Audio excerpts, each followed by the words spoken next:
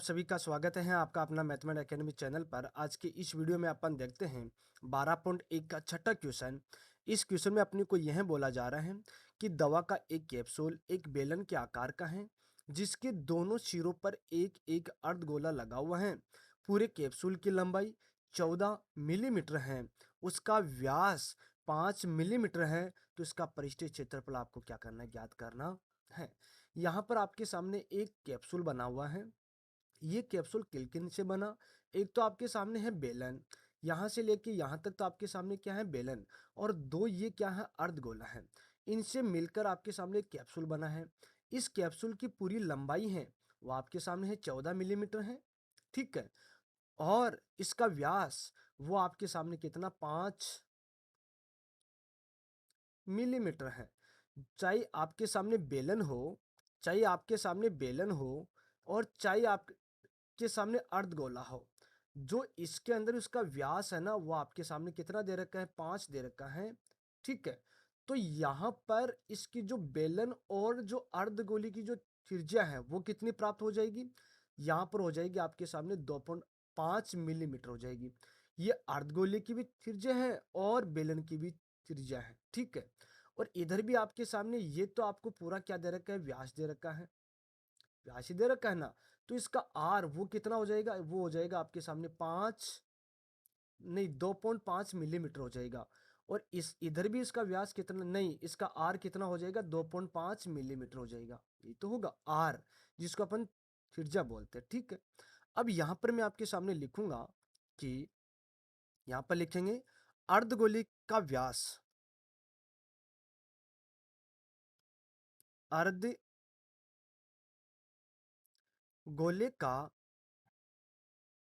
व्यास वो आपके सामने कितना है, 5 मिलीमीटर है। अब यहां से अपन आर निकालेंगे, इसकी त्रिज्या निकालेंगे, तो वो क्या हो जाएगी, आर बराबर यहां पर प्राप्त हो जाएगी 5/2। इसमें इसमें मैंने भाग दिया तो मेरे पास में कितना प्राप्त हुआ, 2.5 मिलीमीटर। ये 2.5 मिलीमीटर है ना, एक तो अर्धगोले की त्रिज्या है और क्या है, बेलन की त्रिज्या भी यही है, ठीक है। फिर उसके बाद में यहां पर अपन क्या लिखेंगे, यहां लिखूंगा मैं आपके सामने बेलन की त्रिज्या, यहां लिखूंगा बेलन की बेलन की त्रिज्या। बेलन की त्रिज्या वो भी आपके सामने कितनी होगी, 2.5 मिलीमीटर ही होगी। भाई ये भी आपके सामने जो ये 2.5 है ना, ये भी क्या है, बेलन की त्रिज्या है। फिर उसके बाद में अपन क्या लिखेंगे, बेलन की ऊंचाई, बेलन की ऊंचाई, बेलन की ऊंचाई यहां पर अपने को दे रखा है 9 मिलीमीटर। अब ये 9 मिलीमीटर कैसे आया, 14 तो आपके सामने पूरे कैप्सूल की लंबाई है, उसमें से मैं क्या करूंगा, जो अर्धगोले की जो गहराई है 2.5 और इधर भी अर्धगोले की जो गहराई है 2.5 है ना।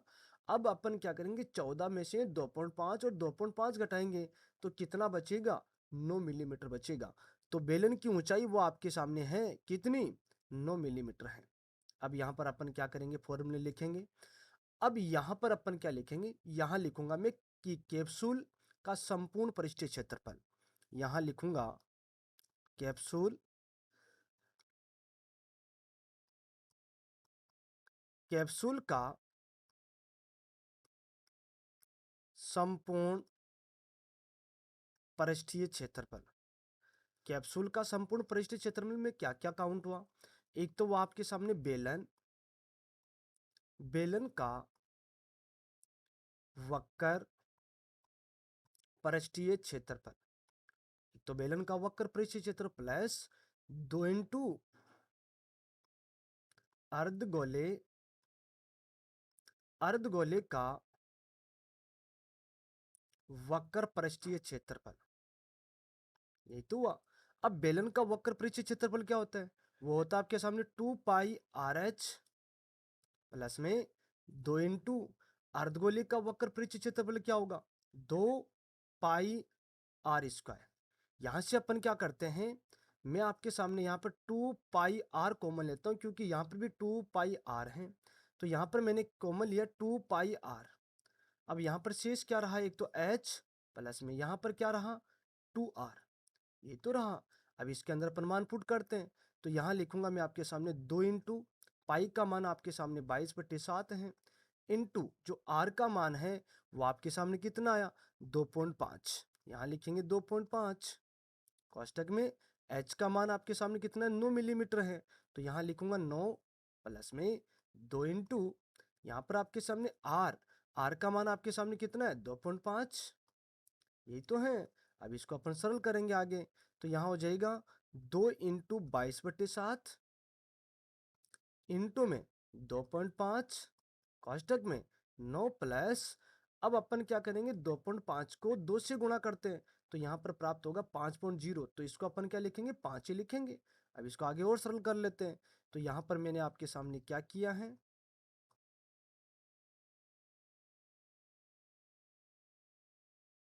अपन इसको आगे सरल करते हैं, तो यहाँ लिखेंगे 2 इंटू 22/7 इंटू में 2.5 इंटू में यहाँ पर 9 और 5 कितने हो गए 14।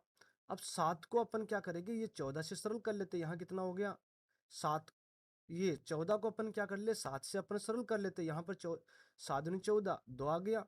2.5 को अपन ये 2 से गुणा करते हैं तो कितना प्राप्त होगा 5.0, तो अपन क्या लिखेंगे यहाँ से 5 लिखेंगे। 2 को 22 से गुणा करते हैं तो कितना होगा 44 इंटू में यहाँ से कितना प्राप्त हुआ 5। अब अपन क्या करते हैं इसको सरल करते हैं, तो यहाँ पर आपके सामने 5 का 20 और 5 का 20 और 2 कितना हो गया 22, 220 यहाँ पर लिखेंगे 220 मिलीमीटर स्क्वायर। ये आपके सामने क्या प्राप्त हुआ है, ये तो आपके सामने क्या है इस कैप्सूल का संपूर्ण पृष्ठीय क्षेत्रफल आपके सामने प्राप्त हुआ है। यहाँ पर अपने को मान भी मिलीमीटर में दे रखा था, तो यहाँ पर इसका क्षेत्रफल भी किस में आया मिलीमीटर स्क्वायर में आया है। इस प्रकार से आपको क्या करना था, यहाँ पर इसका क्षेत्रफल निकालना था। इसी प्रकार से आपके सामने इसका अगला क्वेश्चन है, इस क्वेश्चन को ध्यान से सुने। यहाँ पर आपको दिया जा रहा है कि कोई तंबू एक बेलन के आकार का है जिस पर एक शंकु अध्यारोपित है। एक बेलन है, ये वाला बेलन है, ये नीचे वाला हिस्सा बेलन का है, और जिस पर एक शंकु अध्यारोपित है, ये ऊपर आपके सामने क्या है एक शंकु अध्यारोपित है। यदि बेलनाकार भाग की ऊंचाई, जो आपके सामने बेलनाकार भाग की ऊंचाई कितनी दे रखी है 2.1 मीटर दे रखी है, और इसका व्यास अपने पास में कितना है यहां से लेके यहां तक, ये आपके सामने कितना है 4 मीटर है। तो ये अपने को यहाँ पर दे रखा है कि भाई बेलन का व्यास और जो शंकु का व्यास है वो आपके सामने कितना 4 मीटर ही है, ध्यान रखना इस चीज का। फिर उसके बाद में शंकु की तिर्यक ऊंचाई वो आपके सामने 2.8 मीटर है। फिर उसके बाद में इस तंबू को बनाने में प्रयुक्त कैनवास का क्षेत्रफल ज्ञात करना, साथ ही 500 प्रति मीटर स्क्वायर की दर से उसमें प्रयुक्त कैनवास की लागत ज्ञात कीजिए। ध्यान भी देना है क्या कि तंबू के आधार को कैनवास से नहीं ढका जाता है।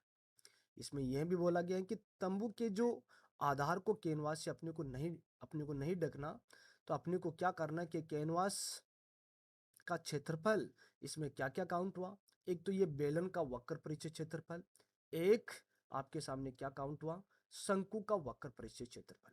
बेलन के ऊपर शंकु अध्यारोपित है, इस चीज का ध्यान रखना।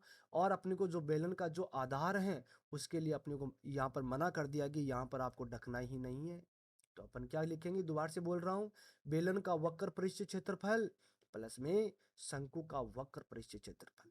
तो यहाँ पर लिखेंगे अपन कि कैनवास का, पहले तो अपन क्या लिखते हैं, यहाँ पर लिखूंगा मैं आपके सामने बेलन की त्रिज्या, पहले व्यास दे रखा है तो यहाँ लिखेंगे बेलन का व्यास,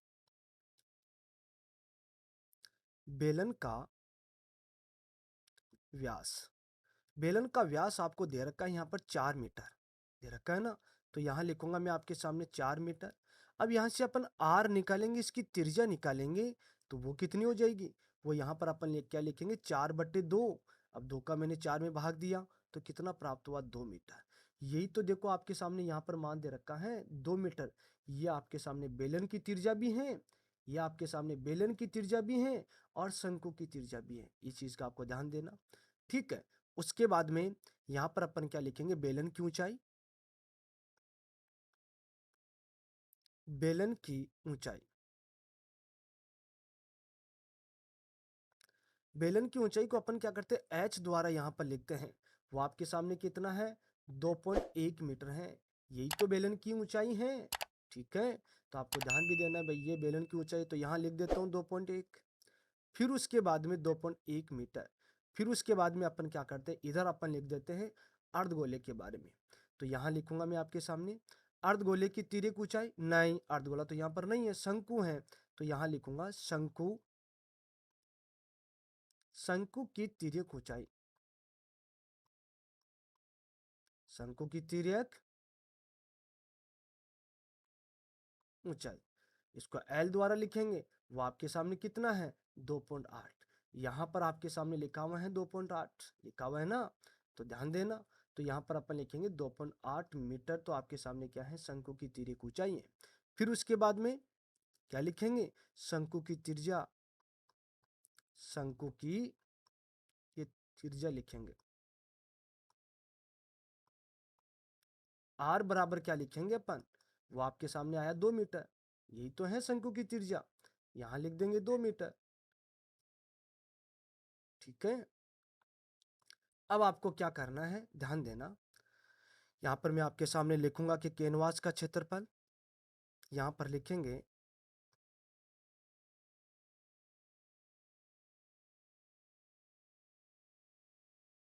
कैनवास का क्षेत्रफल।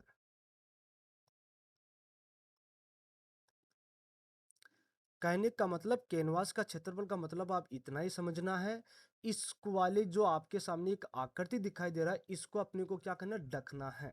ठीक है, इसको ढकेंगे तो यहाँ पर एक तो शंकु का वक्र परिचय क्षेत्र का ये काउंट होगा, एक होगा बेलन का वक्र परिचय क्षेत्रफल। और अपने को इस जो बेलन के आधार के लिए तो अपने को मना कर दिया है कि यहाँ पर बोला गया है कि तंबू के आधार को कैनवास से नहीं ढका जाता। तो यहाँ पर अपन क्या लिखेंगे, शंकु का वक्र पृष्ठीय क्षेत्रफल, शंकु का वक्र पृष्ठीय क्षेत्रफल प्लस बेलन का वक्र पृष्ठीय क्षेत्रफल, यही तो होगा। अब यहां पर आपके सामने देखते हैं, देखो शंकु का वक्र पृष्ठीय क्षेत्रफल होता है पाई आर एल, प्लस में बेलन का वक्र पृष्ठीय क्षेत्रफल आपके सामने होगा 2 पाई आर एच। पाई आर एल तो शंकु का वक्र पृष्ठीय क्षेत्रफल, 2 पाई आर एच बेलन का वक्र पृष्ठीय क्षेत्रफल।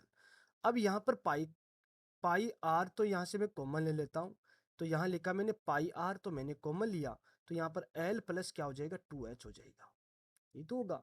अब अपन क्या करते हैं, पाई का मान तो 22/7 पुट कर देते हैं, 22/7 इंटू में आर, आर का मान आपके सामने क्या है 2 मीटर है, तो यहाँ लिख दूंगा 2 कोष्टक में। एल का मान शंकु की तिर्यक ऊंचाई वो आपके सामने है 2.8, प्लस में 2 इंटू और एच बेलन की ऊंचाई वो कितनी है 2.1 है, यहाँ लिखेंगे 2.1। अब इसको सरल करेंगे तो यहाँ लिखेंगे 22/7 गुणा 2 कोष्टक 2.8 प्लस में, अब अपन क्या करेंगे, दो को 2.1 से गुणा करते हैं तो कितना प्राप्त हुआ 4.2 प्राप्त हुआ है, ये तो हुआ। ठीक है, अब अपन क्या करेंगे, इसको जोड़ेंगे, तो यहाँ मैं पहले तो आपके सामने लिखूंगा 22/7 गुणा में 2 गुणा में 8, 2 कितने हो गए 10, और 10 का जीरो हासिल की, 10 का जीरो हासिल की 1, फिर पॉइंट लगाएंगे, और 2 4 6 6 कितना हो गया 7।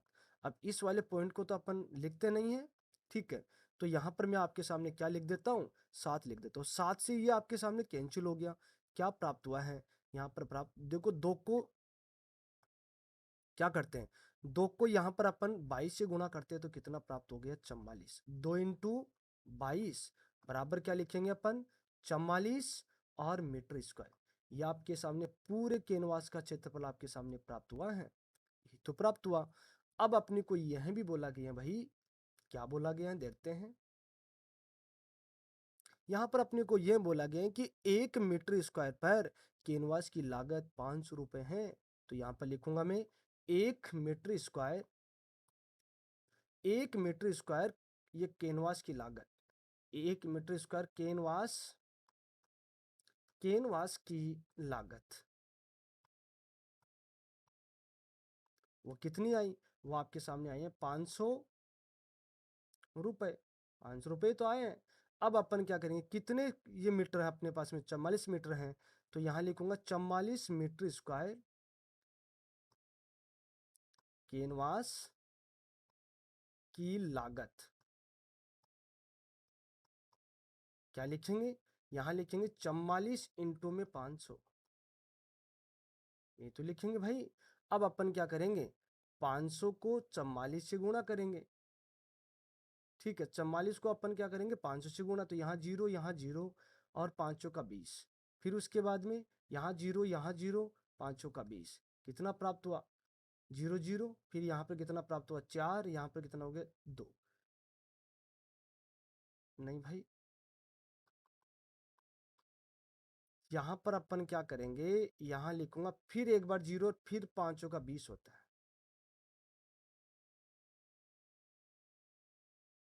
अब देखो, 4 को 0 से गुणा किया, जीरो। 4 को 0 से गुणा किया, ये जीरो।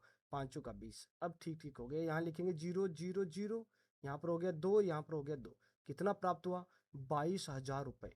तो अपने पास में यहाँ पर मान कितना आया, यहाँ पर मान आया है 22,000 रुपये। ठीक है, यह आपके सामने पूरे इस वाले केन जो तंबू हैं, इसके ऊपर अगर अपन कैनवास लगाएंगे तो उसका क्षेत्र नहीं, उसका रुपए आपके सामने प्राप्त हो जाएगा 22,000 रुपये। और यही इसका क्या होगा, आंसर होगा। इस प्रकार से आपको क्या करना है, क्वेश्चन को सरल करना है। तो मैं आपको इसमें यह बता देता हूं कि अगर आपको बेलन शंकु के अगर ये फॉर्मूले अगर याद हो जाते हैं, तो ये क्वेश्चन, इस वाले क्वेश्चन को आप आराम से सरल कर लेते हो। इसमें मेन चीज इसमें क्या है, फॉर्मूले हैं, फिर मान निकालना आपको आना चाहिए। और फिर अपने पास में किसी भी क्वेश्चन में आपके किसी प्रकार की दिक्कत नहीं होगी। तो आप आराम से इसको सरल करें, फॉर्मूले याद करें, तो आपको याद भी हो जाएगा और क्वेश्चन भी आपका सरल हो जाएगा। ठीक है, तो आज का वीडियो अगर आपको अच्छा लगा तो वीडियो को लाइक करना, शेयर करना, कमेंट करना, चैनल को भी सब्सक्राइब करना। कल अपन क्या करेंगे, 12.1 की जो नेक्स्ट क्वेश्चन है, कल अपन उनको सॉल्व